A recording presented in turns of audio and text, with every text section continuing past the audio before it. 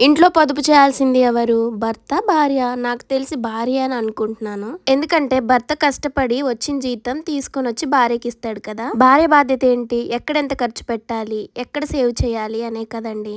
భార్య కరెక్ట్ లేక విచ్చలవిడి ఖర్చులు పెడితే ఇంక భర్త ఎంత సంపాదించినా కూడా పొదుపు అనేది ఉండదు. నేను చాలా మందిని చూస్తూ ఉంటాను. వాళ్ళకొచ్చేది తక్కువ జీతమైనా కూడా వాళ్ళు అన్ని సంపాదించుకుంటారు. అన్ని చక్కగా కొనుక్కుంటూ హ్యాపీగా ఉంటారు. కొంతమందికి ఎన్ని వేలల్లో, లక్షలలో శాలరీ వచ్చినా కూడా వాళ్ళ ఇంట్లో అయితే డబ్బులు ఉండవు. మనశ్శాంతి ఉండదు. అప్పులు ఎక్కడ వేసిన గొంగడి అక్కడే అన్నట్టు అప్పుల పాలైపోతూ ఉంటారు. మీరు నన్ను చాలా సార్లు అడిగారు, శైలక్క మీరు ఇవన్నీ చేస్తూ ఉంటారు. అన్నకి ఎంత శాలరీ? ఇంత ఖర్చు మీరు ఎలా మేనేజ్ చేయగలుగుతున్నారు అనేసి. నేను ఒకటే చెప్తాను. అన్న తీసుకొని వచ్చిన ప్రతి ఒక్క రూపాయి నేను లెక్క పెట్టుకొని భద్రంగా దాచిపెడతాను.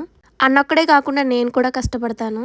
పొదుపు చేయడంలో చాలా ముందుంటాను. వీడియోస్‌లో బట్టలు కొనుక్కుంటున్నా, షాపింగ్ చేస్తున్నా అని అనుకుంటారు కానీ, నేను అవి అయితే ఉంచుకొని రిటర్న్ అయితే చేసేస్తాను. అవును, నాకు బట్టలంటే ఇష్టమే. కానీ మనకున్న పరిస్థితులు అర్థం చేసుకొని, వాటికి తగ్గట్టుగా నడుచుకోవాలి కదా! ఏమంటారు? నేను మా ఆయన్ని పెళ్లి చేసుకునేటప్పుడు మా ఆయన జీతం ఎంత అని అడగలేదు. మా ఆయన ఇల్లు ఎలా ఉంటదో కూడా చూడలేదు. ఇవన్నీ తెలియకుండానే పెళ్లి చేసుకున్నాను. ఇప్పుడున్న అమ్మాయిలకైతే ఎక్కువ శాలరీ ఉండాలి, డూప్లెక్స్ ఇల్లు ఉండాలి, మంచిగానే కోరికలు ఉంటాయి. పెద్దగా నాకేం అప్పుడే కోరికలు లేవు. కానీ ఇప్పుడైతే అన్నీ నేను సంపాదించుకోవాలి, నా పిల్లల్ని మంచిగా చూసుకోవాలని అయితే ఉంది అనమాట.